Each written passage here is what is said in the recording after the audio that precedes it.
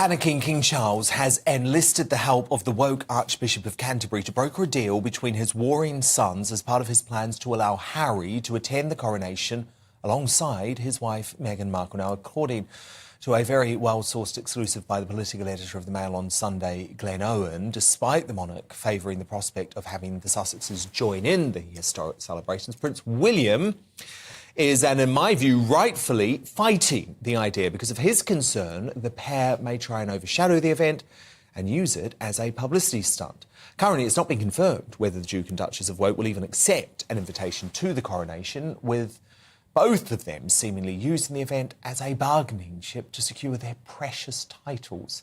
The official biographer of Harry, Angela Levin, joins me now. And Angela, I have to say, Prince William is right on this. I'm convinced of that. Yes, so am I. I mean, first of all, he knows Harry better than any of us. And certainly better than Charles. And brothers know each other better than father and son. There's all sorts of strange emotional things going on there. And he would absolutely be able to read him. And he's disgusted by the revelations that Harry thought he could make about him, you know, invading his privacy, when Harry is known for being absolutely meticulous about keeping him, as he's got court cases waiting if people do, you know, knock a bit into his privacy. And he feels that he can say all sorts of things about William. He's lost his hair, he doesn't look like his mother anymore, and all these cruel things. And William... Yeah, and he's painted him as a violent brute, yes, which, by the way, is not bully. An accurate portrayal of William. It was just the fact that Harry had pushed him to the brink. Yes. Well, he knows how to do that, you see. And so then it happens. And then William would probably be a bit annoyed with himself, but realises that this is what his aim was. And I think that he's actually said several times that he always wanted the death of his mother to make him rather than break him. And he wants to have a good, happy life and be as normal as he can be in his situation. Whereas Harry is out to destroy and is so jealous of him. Well, it's the scorched earth strategy. That's what Harry and Meghan are currently operating under. And that's why I think King Charles is so naive, Angela, because William has this right. You know what will happen? Harry and Meghan, the red carpet will be rolled out for them. They don't give a damn. They're going to do some sort of stunt while they're here to steal the attention. So William suspects they'll do something like go to a poverty-deprived part of London to prove that they're down with the people, exactly, compared to the royal family. But the bigger point is the damage they will cause when they go back to America and they use everything that happened behind the scenes, all of the private conversations for their next book, for Meghan's autobiography, or for their next Netflix series or Spotify podcast. Yes. Well, I mean, I don't see how a father can actually push aside the son who's supporting him and there to help him and who will be the next king for someone who hates living in this country, much prefers it in America, thinks he should come over here to fix the royal family, and the first thing he'll do is stop them from getting involved with the press, because that would be all to the better. Oh, yeah? What about you, mate, for your book? And he feels that, you know, he can destroy us. He also actually had the cheek to say that he thought he ought to help bring up two of... Behind the smiles lies something far more chilling. For years, Meghan Markle has been painted as the modern duchess, confident, glamorous, outspoken. But now, royal biographer Angela Levin has revealed a darker, more chilling side to Meghan, one that even insiders find truly frightening. Angela Levin doesn't mince her words. She spent time with the royals, she knows the inner dynamics, and what she said about Meghan sent shockwaves through royal circles. According to Levin, Meghan has another side, one that's manipulative, controlling, and calculating. A side that surfaces when things don't go her way. And those who've been close to her? They've seen it. It's not the polished actress the cameras capture. It's the strategist behind the scenes, pulling strings, making sure everything revolves around her. The so-called royal rift didn't just appear out of nowhere. It grew, slowly, steadily, as Meghan's influence over Harry deepened. Family members began noticing the change. The tension, the distance, the silence. Angela Levin says what many suspect. Meghan isolates, divides, and then controls. It's not just Harry who's been caught in her orbit. It's the entire royal image now fractured under the weight of her ambition. Their children. Oh, I know. Because... well, he's purposely trying to wind William up. Yes, and he's the doing reality very is, well. I don't blame William for feeling like he's so angry he can't even imagine. William, at the moment, from what I'm told, cannot even imagine being this far away from Harry. It's not the fair. despair and the anger Yes, is and he so wants big. to protect Catherine as well, who's been Oh, yeah. so And Charles protective should and want caring to about him. should want to protect Yes. Camilla, though. Well, the thing is, when Meghan originally joined the family, I heard from somebody very, very close that he thought Meghan was wonderful. She was a breath of fresh air, and she was fantastic, and they had so much in common. And like a lot of men, he can fall for a beautiful woman who wears quite a short dress and looks at him with her eyes up or down. I don't know how you do that.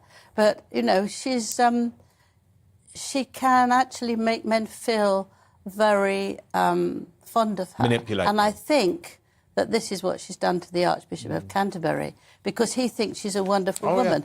But by any means, a humanitarian, she is not. he describes her as.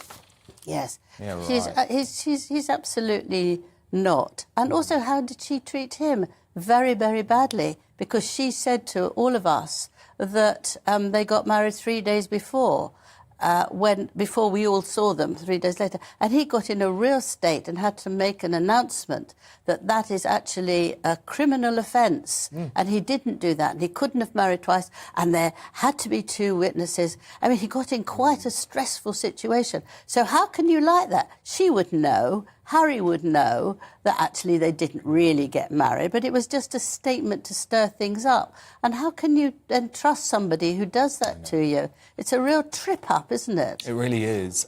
Some speculation that King Charles might be considering a BBC interview, possibly with Jonathan Dimbleby. We'll remember that famous interview in the 90s when Charles chose Dimbleby, who, let's be honest, is close to Charles. He likes Charles a lot, to first admit that he had cheated on Diana. Yeah. What do you think of this idea of I Charles think it's a very bad idea. I think he and the senior royals, Camilla, William and Catherine, have all behaved with the most enormous dignity. They've carried on. They've been very busy. They've carried on what they had to do. And if you do practical things, you start forgetting all the nasty So stuff just do the keep that's calm around and carry you. on And I strategy. think that he should continue with that. It's not our business to know the details of him and Harry. We can see for ourselves that it's disgusting what they're doing, and they have no right to be here, to be rude. How can you talk about your father and your family like that and then come to a ceremony that is very serious and look bored or push yourself in the front or get angry that you're not given the seat that you want? It said it was going to be bribed by saying he'd have a very good position in the cathedral. and he'd get to keep the titles. And to keep the titles. Well, I think that's terrible. Look, I think that's terrible. It looks like the Sussexes never change, because there have been more departures of their staff members, this time from Archerwells. It's been announced that the internal head of content, Ben Browning, and the head of marketing, Farah Taylor, will be resigning from the foundation later this year.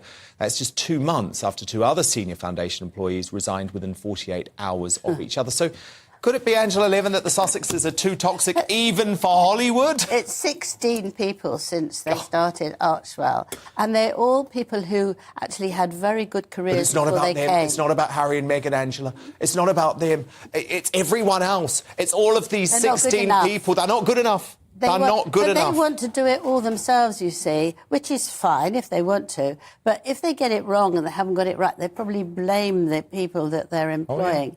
And you can see, and also Samantha Cohen, who the Queen had worked for the Queen, the late Queen, for 17 years. She gave her to Meghan to spend 6 months or a year with her to help her. She couldn't stand it. She left. So, you know, all that is piling up. So she's not Miss Nice. She really isn't. And anybody who falls for that is actually, you know, like Harry did, is in a difficult position, because I think she brings out the worst in him. So, you know, if that's what you want, you'll get a surprise if you want her to be sweet and nice and charming. She can be, but she's also got another side which is really scary. Well, let's just say the Sussex Survivors Club is growing by the month. Used to be Behind the charm is a storm, one that's been brewing ever since she stepped into the royal spotlight. Levin described it best. When Meghan doesn't get her way, the warmth vanishes. The mask slips. What's left is a ruthless, cold determination to control the narrative, no matter the cost. Whether it's with royal aides, the media, or even family, Meghan's other side comes out in full force when challenged. And that's what makes her so dangerous. It's not anger, it's precision. She knows exactly how to manipulate sympathy and turn every situation to her advantage. That's the part of Meghan the world doesn't see, but those close to her know all too well. Harry once spoke about protecting Meghan at all costs. But now, it's Meghan protecting her empire, even if that means isolating Harry from everything he once loved. Angela Levin's warning is clear. Meghan's influence isn't just emotional, it's strategic. And every royal scandal, every rift headline, traces back to the same pattern: Meghan making moves, Harry following suit. It's heartbreaking to see, the once loyal prince now a pawn in Meghan's game of image and control. Angela Levin's words cut deep, because they echo what the world has started to see. Meghan Markle's other side isn't just scary, it's destructive. For her family, her marriage, and the monarchy itself. Speech balloon: do you believe Meghan's carefully crafted image hides a darker truth? Is this the side the palace feared from the very beginning? Let me know in the comments below.